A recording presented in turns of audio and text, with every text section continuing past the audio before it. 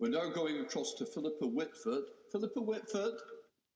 Thank you very much, Mr. Speaker. Like all MPs, I would like to pay tribute to health and care staff across the UK, but particularly in view of the key role of care workers, will the Secretary of State undertake to ensure they are paid at least the real living wage in recognition of their contribution, as has been the case for some years in Scotland? Like everyone, I welcome the stabilisation of COVID cases, but does he accept that the testing and contact tracing must actually be in place before any easing of the lockdown to avoid resurgence and a second peak? So will he achieve 100,000 tests a day by next week? If not, when?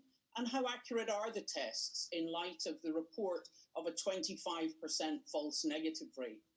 Now, I know the Secretary of State is a fan of phone apps, so I'm glad to hear him recognise the need to increase public health staff to both conduct and coordinate contact tracing. So will he reverse the 20% cut in public health funding in England since 2015 to ensure that they can be recruited now? Finally, when I raised the issue of asymptomatic spread on the 11th of March, he claimed it was rare, but it's actually about 50%. So how is he taking that into account in his COVID strategy? Secretary of State. Thank you very much, Mr. Speaker.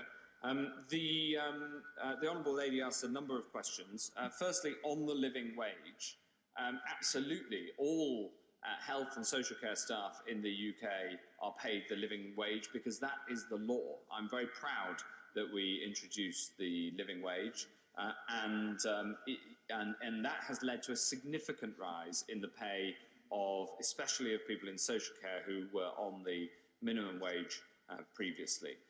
She asks about asymptomatic transmission.